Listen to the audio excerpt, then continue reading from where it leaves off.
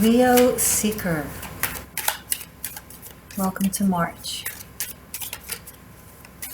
into your existential shift. My name is Morgane. How do you do?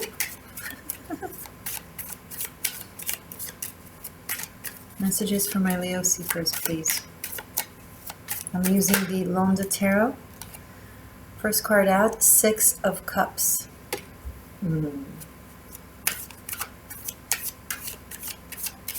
I was going to say, what are you moping about? But I was like, oh, I shouldn't say that to Leo. But hey, I just did it. 10 of Pentacles. Okay, 6 of Cups and 10 of Pentacles. There's something to do with home life nostalgia. The Secrets in the Attic. To do with legacy. Ancestry. Your grandparents, your great-grandparents. Where they come from, the place they come from. Suddenly wakes up and whispers, do you remember me? Do you remember your roots, your origin, your homeland? Whether from this lifetime or from past lifetimes or from your ancestors. Do you remember this land? Do you remember this language? Some of you know a language really well and you're not sure how you managed to study it as well as you had. You seem to just understand it. It's because you can trace yourself to that language, either by DNA, ancestors, past lifetimes. That language is in you for a reason. So don't doubt it. Speak it. The more you speak it, the more you hear it, the more it will awaken past lifetimes memories. Some of you are finding or are about to find some financial resources or property that belongs to you. I'm not picking up on something that was purposefully hidden from you. I think it's just something that you weren't aware of, that you're being made aware of, that you find. Maybe it's something that you needed to request and you didn't know, which is why it was just held back from you because of technicalities.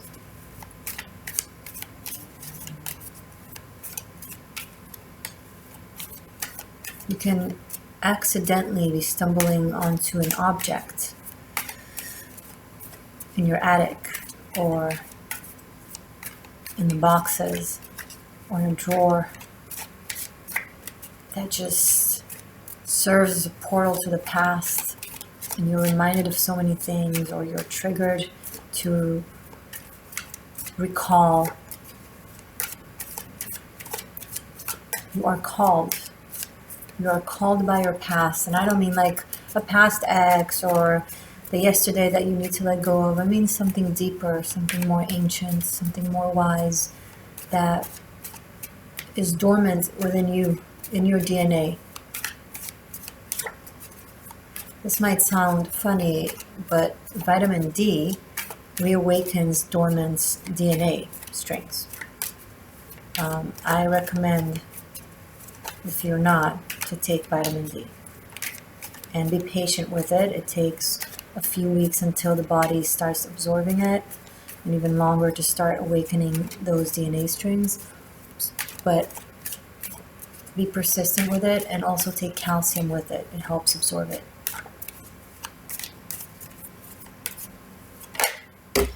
Four of Wands. By learning about your past home, you will find home.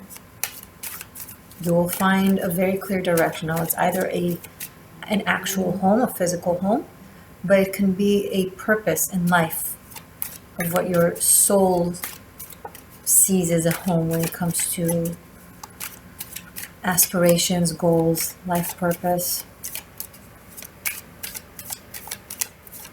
There's a sense of really, really almost poetic stability.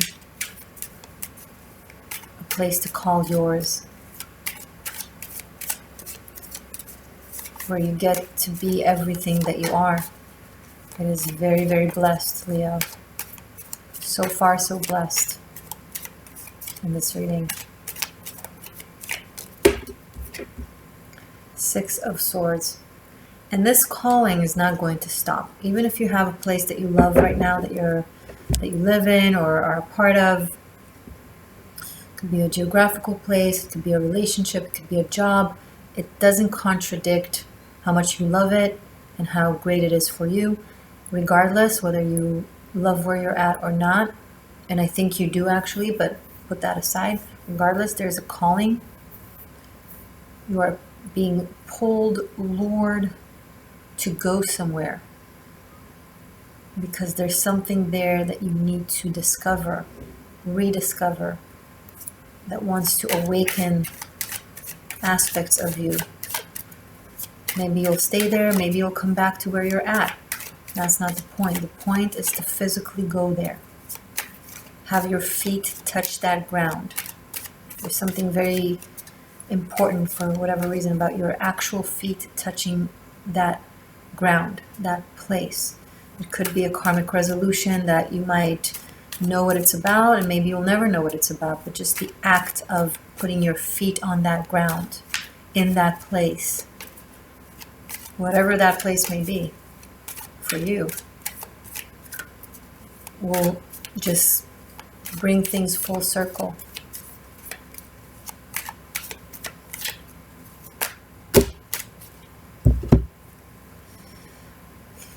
Okay.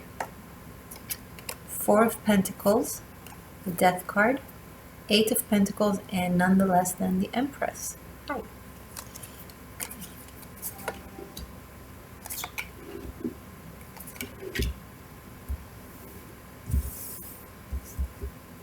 Let me look. So we have 2 4s, 2 6s.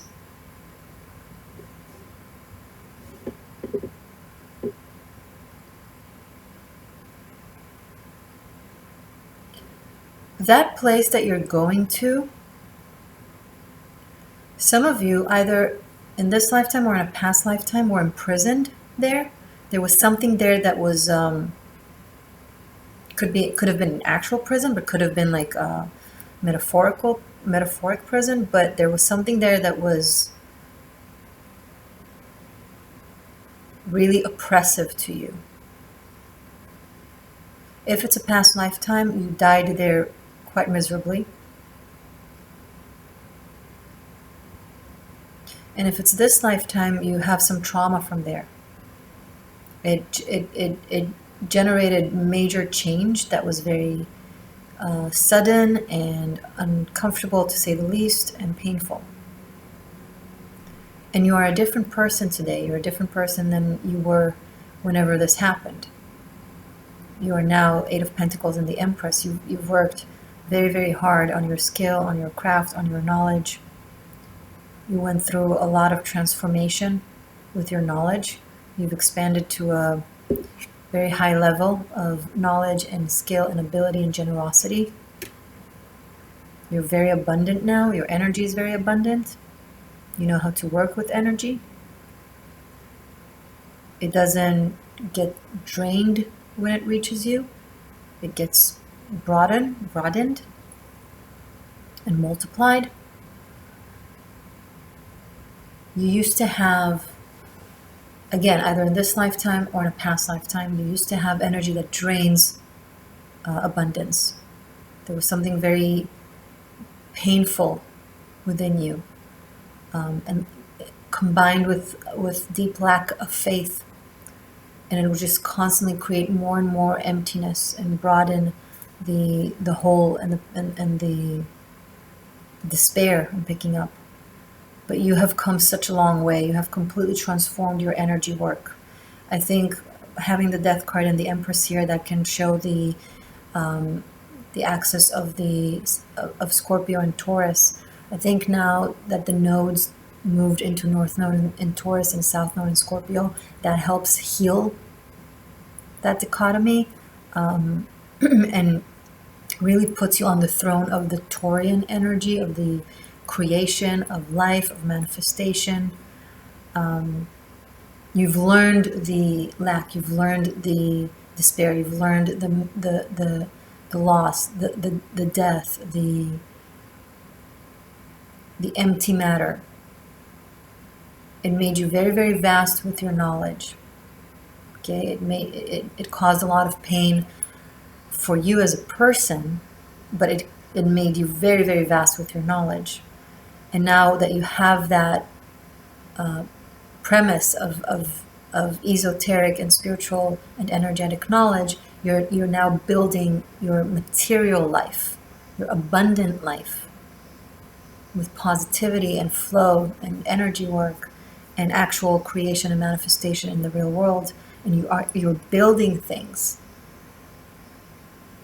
And that's not going to change. You're not going back to how you were, but something about stepping foot there, being there, and seeing yourself and experiencing yourself to be so different in that place, and then by default having a completely different experience, right?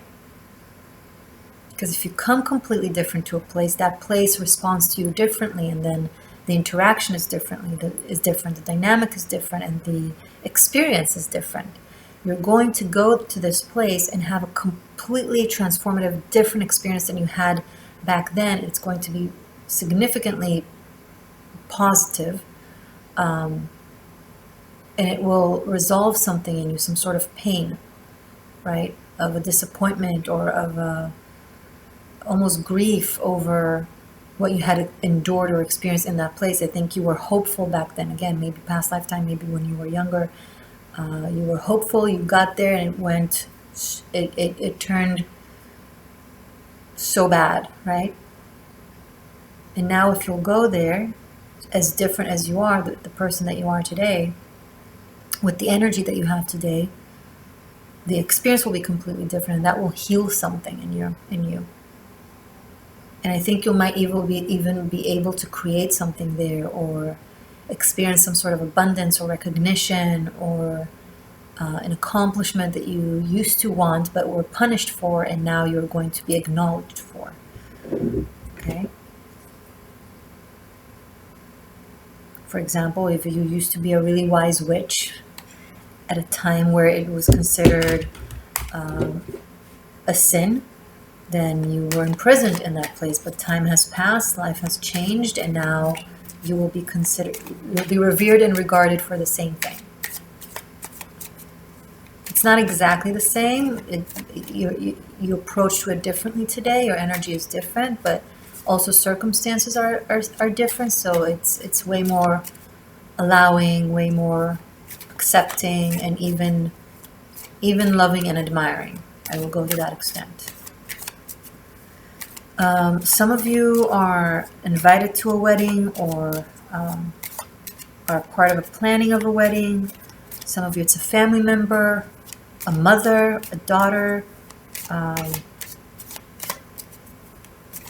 So you could be traveling for an event, and that's where all of this is. Knight of Cups, and you might be meeting someone very, very special. For those of you that are single, I see you meeting someone, like a suitor, a lover.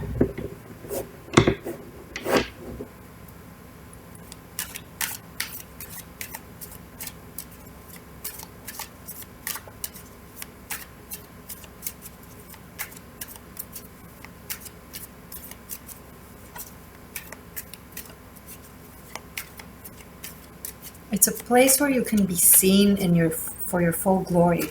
There won't be anything that blocks your environment from seeing you for all the goodness in you. It could have to do with astrocartography. Check maybe the place that you're at now, if it's a matter of geography. If it's like an actual, different place. Maybe the place that you're currently at is very, very harsh on you. Maybe it's very Saturnian or Martian. And I'm not an expert in astrocartography, so if you really want to go into it, seek an astrocartographer or astrologer that really knows how to focus on that. But generally speaking, you might be living in a place where you have very, very harsh planets. So literally, there's a saying in Hebrew, Meshanim Makom Meshanim Mazal. It means changing a place, changing your luck. So it could just literally have to do with that. But I think the premise is everything I said energetically, like the story here. I see an offer of cooperation from someone to do something creative together.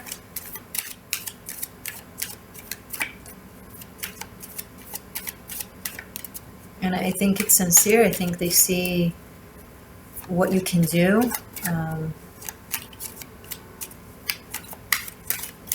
And they bring genuinity, sincerity, and authenticity to this. So they can also, it can also benefit you. It's a mutual benefit. It's mutually beneficial. That's what I'm trying to say. Show me more, please, for Leo for this month of March. King of Wands. Where does this guy come from?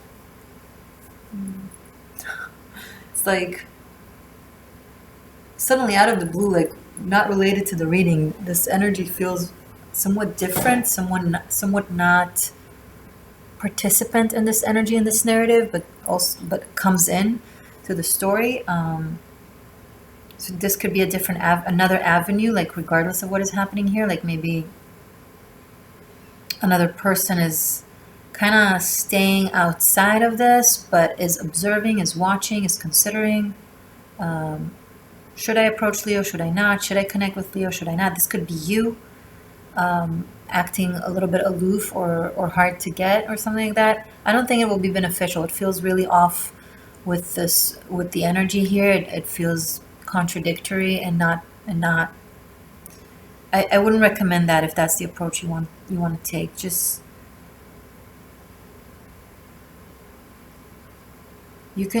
But another thing that is now coming up is I see someone who's both very strong but also very sensitive. They're able to stand their ground and achieve and pursue and be strong and protective and assertive, but they're also very in tune emotionally, very empathic, very sensitive, very considerate. It's a wonderful combination. It's a rare combination. If you find someone like that, cherish them. And if you become someone like that, that's great.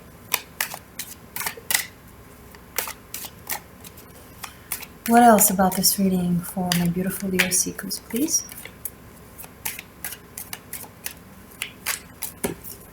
Okay. So we have, wow. So in the London Tarot deck, we have 79 cards as opposed to 78 in the classical decks. It is the classic deck, but they added a card saying, "Who are you really?" Cheeky. And then we have Ace of Wands and Page of Pentacles. So interesting. I think you're starting to plan your new self. You're like, okay, who am I really? Who do I want to be? And you're starting to explore your instincts and your desires as to what makes you happy, what makes you tick, what moves you, what awakens you. And then once you realize that, you move on to the details. Okay, how does this person that is now me, or that I'm connecting into being, would dress? How would they speak? How would they walk? Where would they live? What kind of couch would they have? And then you're starting to kind of build the details in your reality around this emerged persona. And I think it's beautiful. Make it fun. Have fun with it. And it's okay to change. It's okay to trial and error. It's okay to try something, a certain outfit or a certain walk or a certain style, and then if it doesn't feel right, to change that, right? So take it easy, have fun with it. The Ace of Wands is like, be in the spur of the moment. Let your instinct lead the way, and then let your practicality and the details and the planning kind of work itself around that desire or that passion or that new idea. Okay.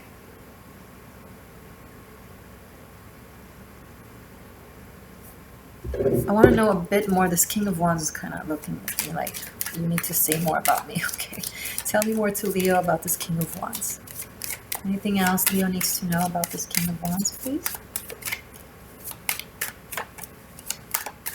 Clarify for Leo, the King of Wands.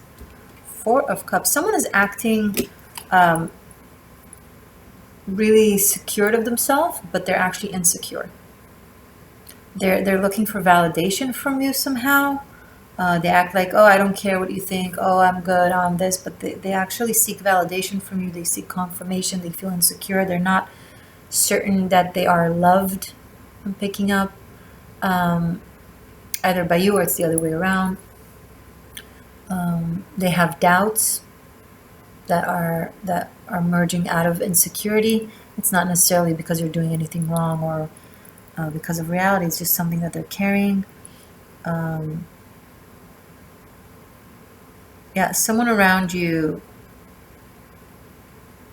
feels a bit left out, like they're used to maybe getting more attention from you, and now they're not getting it. And I think it's what they're feeling in this coming month as you go through what I'm seeing here for you. The reignition of your ancient DNA, putting your feet on this land that awakens you, and that maybe you're traveling, maybe you're doing some sort of change, maybe you're really, really expanding, maybe you're having new cooperations, and this could be a partner. This person is feeling a bit possibly left out. I'm going to continue this reading focusing on your love life. I'm going to look into you and your person of interest, the dynamic, and how things unfold throughout the month, and then finish up after the tarot. I'll finish up with messages from the runes, from the Norse runes that I made. You can find it below in the description box. It's available on Vimeo and it's available on Patreon. Check them out. If you want to study tarot, be sure to check out Tarot Masterclass Bunkai. And for elevating your karma, check out Karmic Shift and Liberation. Okay, both Karmic Shift and Liberation and all the extendeds are available for separate purchasing on Vimeo, but you can find all of them for unlimited streaming on Patreon. So it is worth the while to check out Patreon. Thank you to my channel members. I value you so much. It's not just $1.99. It adds up. It's reciprocal, and I appreciate you. Thank you. I feel the energy. I feel the love when you join as a member. I appreciate that. And it's also helpful to the channel. And of course, thank you to my patrons and every single person that is coming here and takes the time to listen to me and honor my words. I never take that for granted. I appreciate you. I read all your comments. I obviously can't answer all of them, but I am grateful nonetheless. Much love to you, and I'll see you in a second in the extended.